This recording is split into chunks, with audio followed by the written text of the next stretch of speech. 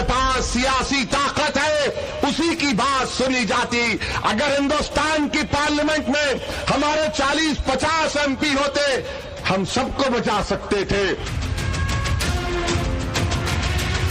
अपने आप को बचाना है तो इसके लिए हमको अपने नुमाइंदों को कामयाब करना है।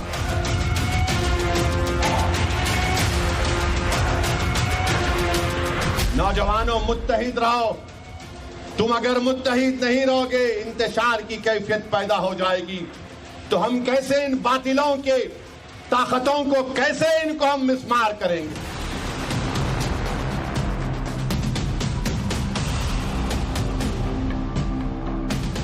खुद को पूरे देश के मुसलमानों की आवाज की तरह पेश करने वाले असदुद्दीन ओवैसी के दिल्ली चुनाव की इस पहली जनसभा को लेकर AIMIM का ऐलान था, आ रहा हूं शाहीन बाग। मानो ये दिल्ली के मुसलमानों के लिए असदुद्दीन ओवैसी का वॉर क्राई हो। दिल्ली की ओखला विधानसभा सीट पर AIMIM कैंडिडेट 2020 के दिल्ली दंगों के आरोपों में जेल में बंद शफाउर रहमान खान के लिए ओवैसी मानो मैदान जंग में उतरे हैं।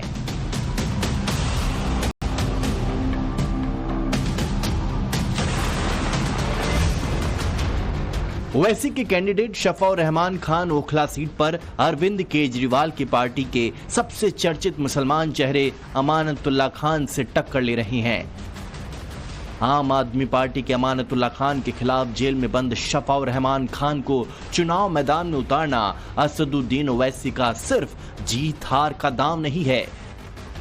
सच मायने में देखा जाए तो असदुद्दीन ओवैसी दिल्ली चुनाव में किसी तरह की चुनावी हार जीत के लिए मानो लड़ ही नहीं रहे हैं, क्योंकि 70 सीटों वाली दिल्ली विधानसभा के लिए उन्होंने सिर्फ 2 ही उम्मीदवार दिए हैं, ओखला से शफाउर रहमान खान और मुस्तफाबाद से ताहिर हुसैन। शफाउर रहमान खान पर तो दिल्ली दंगों का सिर्फ एक ही केस है, लेकिन ताहिर हुसैन के खिलाफ दिल्ली दंगों के 11 गंभीर मामले चल रहे हैं, जिनमें IB के अधिकारी अंकित शर्मा की हत्या का केस शामिल है। शफाउर रहमान खान और ताहिर हुसैन दिल्ली विधानसभा में ओवैसी की पार्टी का खाता खोल पाएंगे या नहीं, इसकी संभावना कई फैक्टर पर निर्भर है। लेकिन 2020 के दिल्ली दंगे के इन आरोपियों को टिकट देकर ओवैसी ने उस सेंटिमेंट को आगे बढ़ाने की कोशिश की है, जिसमें एक वर्ग ये कहने की कोशिश करता है कि आज देश का मुसलमान विक्टिम है। शफाउर रहमान खान के लिए असदुद्दीन ओवैसी की इस शाहीन बाग रैली का संदेश बहुत बड़ा है।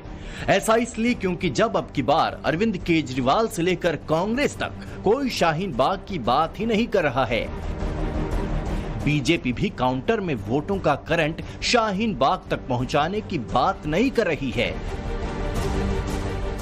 जबकि 2020 में शाहीन बाग ही दिल्ली चुनाव के सबसे बड़े मुद्दों में शामिल था। तब असदुद्दीन ओवैसी 2020 दंगों के नाम पर मुसलमानों को ये बताने में जुट गए हैं कि बीजेपी की हिंदुत्व की राजनीति के खिलाफ वही असली सियासी प्लेयर हैं। CAA विरोध के नाम पर शाहीन बाग के धरने और उसके बाद दिल्ली में हुए दंगों ने 2020 के चुनावी माहौल में सियासी ध्रुवीकरण साफ नजर आता था। लेकिन 2025 में बीजेपी तो बीजेपी, अब की बार अरविंद केजरीवाल भी हिंदुत्व की पिच पर उतरते हुए नजर आते हैं। और ऐसे में ओवैसी मुस्लिम बहुल सिर्फ 2 सीटों पर 2020 के दंगा आरोपियों को टिकट देकर मानो ये बताना चाह रहे हैं कि उन्हें चुनावी हार जीत से नहीं बल्कि मुसलमानों के हित सबसे आगे नजर आता है। 2020 के शाहीन बाग मॉडल को ओवैसी अपनी राजनीति के साथ जोड़कर रखना चाहते हैं। अरविंद केजरीवाल की दिल्ली की मुस्लिम पॉलिटिक्स कहीं न कहीं अमानतुल्लाह खान के इर्द गिर्द घूमती रही है। 2020 में अमानतुल्लाह खान ने 66% वोटों के साथ जीत दर्ज की थी। 2015 में भी अमानतुल्लाह खान को इस सीट पर करीब 63% वोट मिले थे। पिछले 2 चुनावों का ये आंकड़ा बताता है कि मुस्लिम बहुल ओखला सीट पर अमानतुल्लाह खान की पकड़ बहुत मजबूत रही है। उधर ताहिर हुसैन को ओवैसी ने जिस मुस्तफाबाद सीट से उतारा है, वहां आम आदमी पार्टी का रिकॉर्ड मिला जुला है। 2020 में मुस्तफाबाद से आम आदमी पार्टी के हाजी यूनुस को 53% वोटों के साथ जीत मिली थी, लेकिन 2015 में केजरीवाल की लहर के बावजूद 35% वोटों के साथ बीजेपी जीती थी। 31% वोटों के साथ कांग्रेस के हसन अहमद दूसरे नंबर पर थे और आम आदमी पार्टी के हाजी यूनुस 30% वोटों के साथ तीसरे नंबर पर थे। अब की ओखला से शफा रहमान खान और मुस्तफाबाद से ताहिर हुसैन को टिकट देकर AIMIM ये बताना चाह रही है कि मुसलमानों का वोट हासिल करने के बावजूद आम आदमी पार्टी और कांग्रेस को उनकी फिक्र नहीं है, क्योंकि पार्टी के मुताबिक शफा और ताहिर ने 2020 में मुसलमानों की लड़ाई लड़ी थी और AIMIM के मुताबिक मुसलमानों की फिक्र तो सिर्फ ओवैसी साहब को ही है। 2020 का जब दिल्ली दंगा हुआ तब ताहिर हुसैन दंगों के आरोपों में घिरे, जब उनके घर की छत पर दंगों का सामान बिखरा मिला, जब IB अधिकारी अंकित शर्मा की बेरहमी से हत्या हुई, तब ताहिर हुसैन आम आदमी पार्टी के पार्षद हुआ करते थे। AIMIM का आरोप है कि ताहिर हुसैन से अरविंद केजरीवाल ने पल्ला झाड़ लिया, उनका साथ नहीं दिया, क्योंकि केजरीवाल को ताहिर हुसैन का टिकट मिलने के बाद उन्हें प्रचार के लिए जमानत दिलाने की कोशिशें जारी हैं। 22 जनवरी को सुप्रीम कोर्ट की 2 जजों की बेंच ने ताहिर की जमानत पर बंटा हुआ फैसला सुनाया है। जस्टिस एहसानुद्दीन अमानुल्लाह ने जमानत के पक्ष में फैसला दिया। जस्टिस अमानुल्लाह ने फैसले में कहा, आरोपों की मैंने जांच की है, बेशक ये गंभीर आरोप हैं, लेकिन अभी तक ये सिर्फ आरोप हैं। कानून कहता है कि आरोप चाहे जितने भी गंभीर हों, ये जमानत न देने का आधार नहीं बनते। जस्टिस अमानुल्लाह ने ताहिर हुसैन के ट्रायल में हो रही देरी को लेकर नाराजगी भी जताई, लेकिन जस्टिस पंकज मित्तल ने ताहिर हुसैन को बेल देने से इनकार कर दिया। उन्होंने कहा, ताहिर हुसैन को जमानत देने से चुनाव के नाम पर जमानत पाने को लेकर पैंडोरा बॉक्स खुल जाएगा। जस्टिस मित्तल इस बात पर भी फिक्रमंद थे कि ताहिर हुसैन अगर कैंपेनिंग करेंगे तो गवाहों पर दबाव भी पड़ सकता है। अब ताहिर हुसैन की जमानत का मामला चीफ जस्टिस के पास है।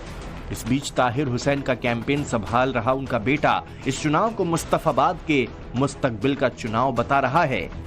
मेरे वालिद साहब कहते हैं कि मेरे दिल में एक ही ख्वाहिश है, आपके और मेरे मुस्तफाबाद के बेहतर मुस्तकबिल के लिए काम करना। आज भले ही मैं जेल की सलाखों के पीछे हूं, मगर आप सबकी मोहब्बत और आप सबका साथ मेरे हौसले को बुलंद रखता है। मुझे यकीन है कि जिस तरीके से आप सब लोगों ने हर मुश्किल वक्त में मेरा साथ रहे, आने वाली 5 तारीख को आप सब लोग पतंग के बटन दबाकर इस इत्तेहाद को जीत में तब्दील करेंगे।